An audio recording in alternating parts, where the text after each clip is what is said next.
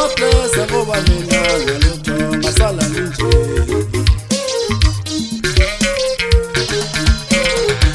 Ayeke ntombazane haweza manyana. Ngiyala ithanda khona haweza manyana.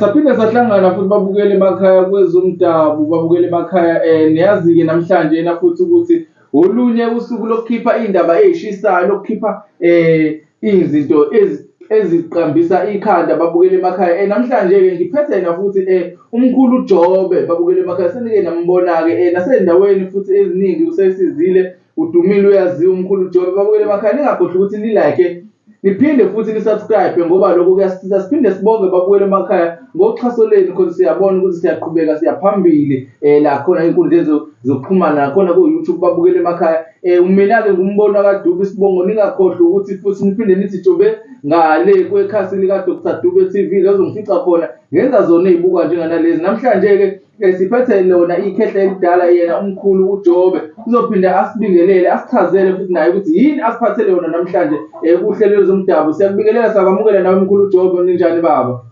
Siyaphila mphathi wohlelo. Ngiphinde ngibingelele nababalaleli emakhaya ngokuhlukana kwey'ndawo abakuzo. Yebo.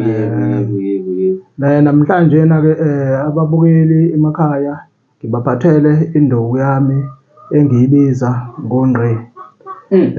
Le nduku lena angiyikhipheli-ke nombane, ukube kuya ngami ngabe ngithi umuntu akeze nephoyisa elalimele esigcaweni limbuza umbuzo. Angiyikhipheli nje umbhemu noma ibhungu elisahambe lizwa itinya malibona ukuthi hayi la ngathi akulungile ishiye kanjalo.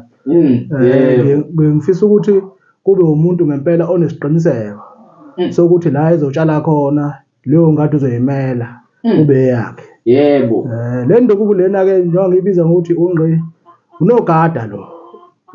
Lo nogada lona uyagada, ugada umuzi mangabe umnumzane usuwakhile, ngoba phela kufanele mangabe unendawo utshala endawo yakho bese uyabiya. Ngoba sekuyindawo yakho ugunyaziwe, la kugunyaza iphoyisa esigcaweni. Ukuthi la sekuyindawo yakho la bese uyayibiyela-ke le ndawo-ke le, ngoba ekugcineni mangabe usuhambile wena uthi mhlawumbe uyozama amatoho ngokusebenza ngey'ndlela zokusebenza, ngoba kuyenzeka omunye umuntu angasebenzi ahlale ekhaya ngokuthi iy'ndawo zikude ney'ndawo zokusebenza. Yebo mkhulu. Ayithole umuntu esesenkingeni, mhlampe esehlelwa umshophi ukuthi ingadi yakhe sekukhona abantu abafuhlayo. Asengenile amankentshane. Angena amankentshane ashaya avala kwesinye isikhathi, kuze kugcineni manje-ke sekufaka ukuxabana phakathi kwakhe nengadi yakhe le. Yebo. Mangithi ingadi lana abalaleli bangadideki la ngikhuluma siphinde sixoliseke babukele emakhaya ngokuphazamiseka nje ngoba le khaya kufuyiwe, ekhaya kaJobe kufuyiwe. Babukele emakhaya kunezinto nje ezikhona le emagcini ezifana njengey'nkukhu, ziyaphazamisa masenza uhlelo ecishe lifane nalo ngoba nazo ziloke zingenela sihlupheka. Kodwa-ke siyabonga ababukeli ngokuthi nisasimele, nisalalele lona udaba. Mkhulu uJobe, sicela siphinde siqhubekele baba. Bengisabatshela-ke abalaleli ukuthi le nto lena mangabe-ke sekwenzekile-ke isehloko ukuthi-ke bafohla-ke ensimini yakho, lokho kodwa ukuxabana kuphinde futhi kukwakhele nezitha, kuphinde futhi wena kuhehele nezifo. Ngoba usuke wena uhambe wena uthi uyosebenza, usebenzela ikhaya lakho. Manje uma ngabe-ke kuzokwenzeka isimo esinjalo sizoba inkinga-ke.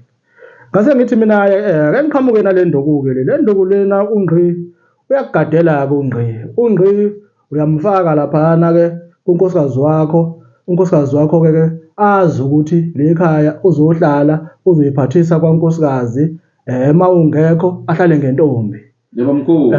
Kungenzeki noma kanjani, kuze kuphinde futhi wena kuvule wena uqaqe lo Ngqi. Ufika ukwazi ukuthi futhi uyibheke ingadi yakho ukuthi ihamba kanjani, udle ithele engadini yakho, ujabule futhi kamnandi. Ungasho ukuthi ushiyile iy'thelo zakho uyafika seziyashoda khona kade ey'dovela nje ezenzele ungekho. Le nduku isiza lapho ukuthi-ke wena odla lapho iy'thelo zakho kuphela. Omunye umuntu methi uyafika hhayi kungenzeki impela, ngoba isuke isivalile yona. isiza kanjalo leyo nduku ngoba uma ngabe ethi uyazama uyadlulundela hayi impela hayi imfake ey'nsukwini zakhe zobusha hayi kupheleke lapho umdlalo ke bese kuyakubuyela emuva ukuthi hayi bo phela umuntu kamuntu lo Yebo. kufanele akwazi ukuthi ayiphathe iy'thelo nje lezi zidliwe la zakhokhelwa khona iy'nkomo kungabi noma ikephi nje kuzenzelwe nje ngoba isimo esiphila kusona manjena siyaphoqa ukuthi zibe khona iy'nduku ey'nje zokugada imizi yamakhehla uma ngabe sihambile sihambe siyosebenza ngoba phela ngeke sihlale silandelane nomama egcekeni ngoba naku sithi eyi kuzokwenzeka noma kanjani Yebo. kufanele ayihambele nje ayiyele ey'tolo nawe ukhululekile ngoba phela ngeke kusho ukuthi ngwanaku wena usebenza eduzane ngeke kwenzeke kuyaphuma kuhamba kuye ey'tolo kuyahanjwa kuye emasontweni ngoba nasemasontweni phela ngeke kusho ukuthi hayi bo zikhona iy'ntshebe nakhona zikhona iy'ntshebe nakhona laphana ezidla amakhekhe laphana amatiye zikhona iy'ntshebe uzothi wavile emsebenzini ziphinde zilethe umthandazo zifike zitshe ey'ngasebenzi lezi ey'hlalayo zenzelwa amakhekhe zikhishelwa imibhako la zikhishelwa amatiye namadrinki ziyafika emzini yobaba abantu bengekho abanomzane bakhona ney'ngane zingekho zisesikoleni yebo indaba yenzeke yabo manje izimo ey'njalo-ke kufanele zigwenyweke uyigweme nje uma uyindoda nje uyigweme uyiqwashele ungazothi uzofake ucingo lokubiya ngoba sekuye kwafohla biye nje kusekuhle nje kusamnandi nje uyihlele nje kahle into yakho nje wazi ukuthi la ukhona ukhululekile ngeke ubuye sekunesikhala ukuthi kade kufohle inkomo ongayazi la indaba enjalo-ke babukela emakhaya ukuthi nje hayi induku ikhona la induku ngigayile nje namuhla ekuseni ngoba abanye kade befona bekhalaza ngayo bethi induku enjena mkhulu awuyiphathi ngoba asikaze sikubone uyifakile laphana ngathi naye hayi ngizoye ngibazizwise nje la isandla sami ukuthi igijima kanjani ngoba induku ebengiyisebenzisa kuqala yaphela ngase ngithi hayi ngoba abantu abaningi bathanda lezi ake ngiqhubeke nazo mase sebefona-ke ababukeli sebethi hayi wemkhulu hayi bo awuzizame ngala ngase ngithi hayi angisabele eduzane ngibenzele ngoba phela vele phela lo msebenzi owabo fanele mina ngiphendule iy'khalo zabo ngibenzele-ke ababukeli-ke induku ikhona manje yebo uthe yini wena mkhulu igama lakho uzumbukela emakhaya uma beyidinga athi nje asho igama elilodwa nosuzokwazi ukuthi ithe yini konje igama lakho mkhulu ungqilo nento emfakadobe uma ngithi nje ungqi hhayi isitopha nje sokugcina isitopha sokugcina impela nje umuntu ofohlayo la hhayi umfice omefensini impela nje uhamba ngaphakathi wena uyidlela nje iy'thelo zakhe engadini yakho yena abe lapha ngaphandle kothanga angasondeli hayi asize futhi mkhulu ukuthi yiphi enye mhlawumbe ngase usiphe nayo ecishe ifane nayo lena mhlawumbe eshaqisa ikhanda nayo emnandi njenganalena mkhulu yiphi oyiphethe futhi enye namhlanje ikhona enye induku lana engiyiphethe abantu abadala nemimoya induku enhle lena engenze ngaze ngayigaya le nduku le ngoba ngibuka izimo ezehlela abantu sekuney'ngane manje ezihamba namabhayizi ey'koleni kunemimoya yabantu abadala nemimoya efuna ukulungiswa kubantu kuze kuphoqeleke ukuthi ingane ino-12 years ingane ihambe esikoleni izigcine iphumile futhi esikoleni mhlawumbe kwesinye isikhathi omunye izimkhiphe ngisho e-university omunye enze nomsebenzi ekhaya nje egcekeni enza ukuthi wenza umsebenzi itiyela abantu abadala kodwa itiye hayi mase uphinde uyohlola kuthiwa hayi bekukho isimusi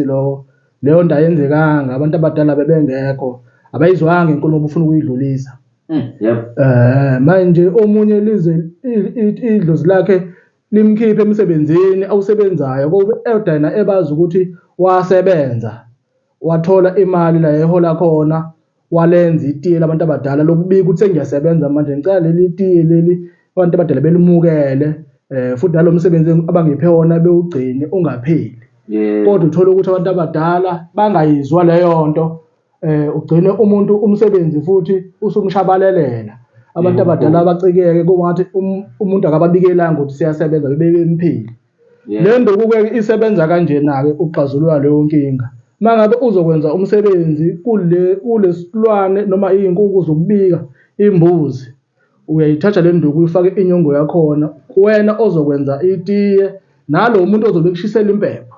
Yebo. Akuqungele uyidle ingwebu yayo, uphalaze ugeze ukwenzela ukuthi mase sekufika lesa sikhathi lesi sokuthi wenza umsebenzi usuguqiye nawo la emsamo esekukhulumela. Abantu abadala besondela beyifice le nduku egazini ababebikelwa ngayo futhi. Okay, yebo. Beyifice le nduku egazini, beyizwe inkulumo ekhulunywayo ngempilo yakho kubona. Yebo. Uphinde futhi mangabe uba nengane uthole ukuthi ihlaselwa isimo semoya engafuni ukulawuleka, iqoqeke, iphoqa ukuthi ingane igcine isifaka izibuko ngoba isabona esikoleni, kufanele ungabe uyothwasa ngoba ibone ebhodini kulififi. Uyafiliza, yebo. Phinde futhi umzali noma lo omelele leyo ngane athenge isilwane sokuyinqusela ingane asebenze yona le nduku. Kanjalo ayinqusela ingane igeze iphalaze. Abantu abadala balamukele uqolo lolu licelelwa ingane ukuthi ingane icela ukudedelwa ikhule ukuze ikwazi ukuthi ihambisane nesimo sabantu abadala ngendlela. Isiphiwo sabo ayisinqabi kodwa iyasamukela kodwa isancane. Isencane Ngoba ayikho ingane engamela isigqulo lesi simela thina ingane na 12 years. Yabo. Isigqulo esigqilaza thina sihlale singaphenduka, ayikho ingane engamela leyo nto yokugqula imithi, ingane engangena emzini womuntu ithi yobethela ina 12 years. Noma kuthiwa ingane ibiyala umuntu ukuthi umuthi fanele usebenzise kanjani, kunezinto engakazazi vele. Ngoba kusahlwile safanele ikhulu idlale nezinye izingane, ingqondo ivuleke, iyalwe ikhulu ibe ndala nayo. Manje mina 10 years mina 12 years lowo muntu lowo usuke ingqondo yakhe kusahlwile. Futhi nezimfihlo azozazi la kule ndima yokulapha nokusebenza abantu zingaphuma noma kanjani noma kudlalwa. Ngoba manje vele usayingane vele. Usayingane yomkhulu yabo isengaqoqa lengane ukuthi nakade nikeza umuntu umuthi oyisibambelelo kanje iqoqele ezinye izingane ezincane. Yabo. Ngoba manje mase sisibuka isimo samanje izingane vele ziyashesha ukukhula kodwa ayikhulele indima lesi kuyona ukuthi ingane singangeni na 10 years noma na 12 years. Ukukhakhalisa ukuqina kahle. Manje ke lo muntu usebenza leyo ndlela enjalo ke noma umuntu futhi mangabe ezenzela nje umsebenzi emzini wakhe. Yebo ebona ukuthi abantu abadala ngathi bathanda ukuthi mhlawumbe kube inhlakanhlaka mhlawumbe useke wawenza umsebenzi ngaphambidlana kodwa manje impendulo yangabuyi. Kodwa kwayifanele mhlawumbe nje becelela ingane ukuthi ingane isiqedile ukufunda ingane siyocela ukuthi ithole itoho. Kodwa manje ingane isigqoka isiphandle impela isikhiphi itoho ayilitholi. Kwesinye isikhathi futhi iye ku-interview kodwa futhi ingaqashwa. Kodwa isigqokile isiphandle isigezile ngenyongo iceliwe ngenyongo. Manje ke leyo nto leyo ke yenza ukuthi ke ube nenduku enje egazini ozoyisebenzisa bekhona egcekeni. Leyo nduku ikwazi ukuthi iqoqele izinkinga zakho eqondene nabantu abadala futhi ikwazi ukuxazululeka impilo yakho ikwazi ukuthi iyaphambili. Yebo mkhulu.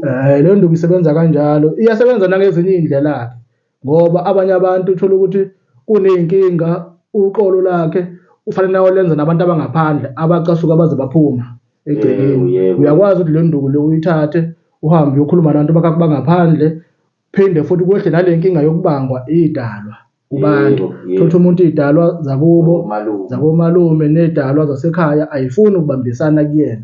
Khona ezifuna ukuthi ngoba naku zinamandla amakhulu zimgunyathe agcine yena esecindezeleka ngala. Impilo yakhe sengathi manje inokuheqeqeqa. Athathe izitepe ezimbili eziyaphambili, athathe ezo3 ezimuva. Kanjalo leyo nto leyo eyikhinyabeza impilo yomuntu. Le nduku le uyahamba uyenzela ngaphandle wakhe lelo qolo bese uyabuya futhi ukuthi lo musubuya abantu labadoba bagezela sobuya nabo sebehlangene kwenegazini. Yebo mkhulu. Isebenza kanjalo le nduku emfokadoba. Babukele emakhaya nasizolake namhlanje futhi ukuthi asidlali kanjalo sinomkhulu Jobe. Kuyatholakala-ke umkhulu Jobe endaweni yase-Efracom babukele engasemgababa. Uyafona-ke enambeni yakhe umkhulu sizoyishiya nje inamba yakhe khona lapha esikrinini sakho babukele emakhaya. Ninokweni ukuthi ni-like niphinde ni-subscribe. Ningakhohlwa futhi ukuthi umkhulu uyakwazi ukuthi akuposele impahla yakho. Wena uletha uPep number wakho nje mase ekusendela uPep lo osondelene nawe impahla yakhe, iphasela lakho lifika babukele emakhaya. Noma ngabe yini odinga ukuthi mhlawumbe umkhulu akusize ngayo uzongishayela kuyona le number yakho esoyishiya khona lapha esikrinini sakho babukele emakhaya.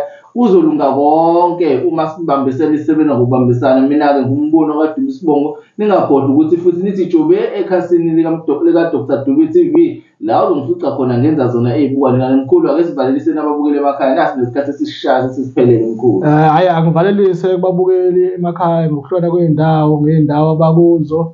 Ngiyathemba ukuthi nje hhayi abazoba nje nesineke sokuthi bakwazi bangifonele noma bangithumele umyalezo bazolithola usizo lelo abalidingayo. Ikhona-ke nezinye-ke abazobe bey'bona zibhaliwe noma ngingasayichazanga la, kodwa bazoyibona belandelele bebuze ngazo, ngikwazi ukubachazela abayidingayo impilo yabo nabo ikwazi ukuqhubeka phambili.